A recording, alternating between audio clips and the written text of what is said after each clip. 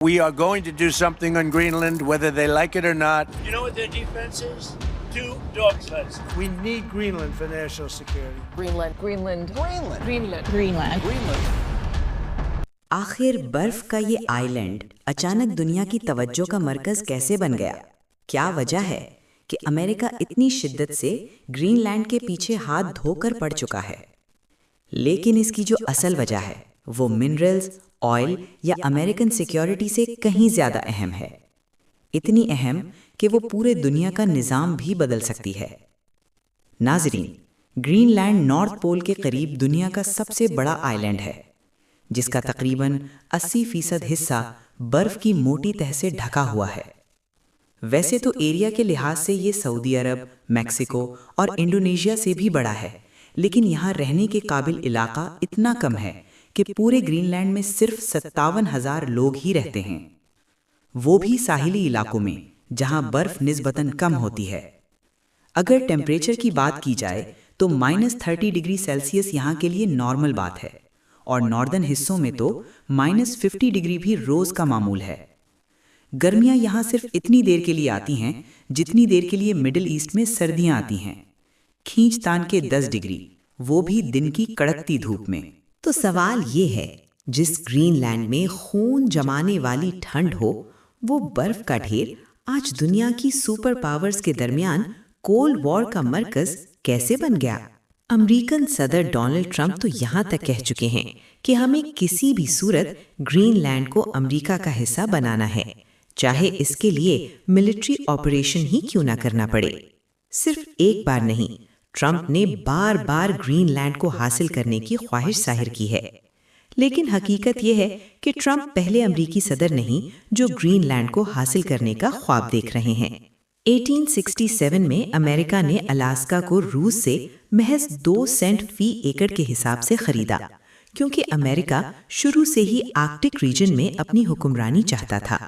इसी वक्त ग्रीनलैंड और आइसलैंड को भी खरीदने की कोशिश की गई, लेकिन कांग्रेस ने इस प्लान को मजाक में उड़ा दिया। 1910 में भी कोशिश हुई, नाकामी मिली। फिर वर्ल्ड वॉर 2 के दौरान जर्मन्स ने डेनमार्क पर कब्जा किया, तो अमेरिका ने ग्रीनलैंड की सिक्योरिटी अपने हाथ में ले ली। 1946 में सदर हैरी ट्रूमन ने डेनमार्क को $100 मिलियन सोने में ऑफर किए, लेकिन डेनमार्क ने ज़मीन बेचने से इनकार कर दिया। अलबत्ता अमेरिका को वहाँ मिलिट्री बेसिस बनाने की इजाज़त मिल गई। आज भी बुडो फेक स्पेस बेस में तकरीबन 10,000 अमेरिकन सोल्जर्स मौजूद हैं। तो फिर अमेरिका को इतनी बेचैनी क्यों है? असल खौफ ये है कि अगर कल को ग्रीनलैंड आज़ाद हो गया तो वो अमेरिकी बेसिस हटाने या किराया बढ़ाने की डिमांड कर सकता है। लेकिन असल कहानी यहाँ से शुरू होती है। ग्रीनलैंड दुनिया के उन चंद इलाकों में से एक है जहाँ रेयर अर्थ एलिमेंट्स के बहुत बड़े ज़खायर मौजूद हैं। नियोडेमियम इलेक्ट्रिक गाड़ियों और विंड टर्बाइंस के लिए, हीलियम एआई और रेडार सिस्टम्स के लिए, यूरेनियम न्यूक्लियर एनर्जी के लिए, सिलिकॉन सेमीकंडक्टर्स और सोलर पैनल्स के लिए।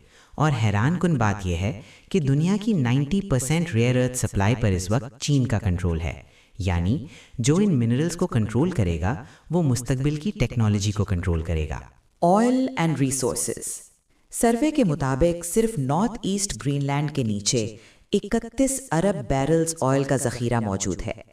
बाकी पूरे ग्रीनलैंड में कितना ऑयल है, इसका अंदाज़ा आप खुद लगा सकते हैं। ग्रीनलैंड के करीब से गुजरने वाली समंदरी केबल्स यूरोप और अमेरिका को जोड़ती हैं। अमेरिका को डर है कि जंग की सूरत में रूस इन केबल्स को काटकर पूरा कम्युनिकेशन सिस्टम तबाह कर सकता है। ग्रीनलैंड में मौजूद अपग्रेडेड अर्ली वार्निंग रेडार रूस से आने वाले किसी भी इंटरकॉन्टिनेंटल मिसाइल को लॉन्च के फौरन बाद डिटेक्ट कर सकता है। यानी अगर अमेरिका की ग्रीनलैंड पर पकड़ ना रही तो यूएस मेनलैंड बराह रास्त खतरे में होगा। लेकिन सबसे अहम वजह जिसके बारे में कम लोग बात कर रहे हैं वो है नया ट्रेड रूट।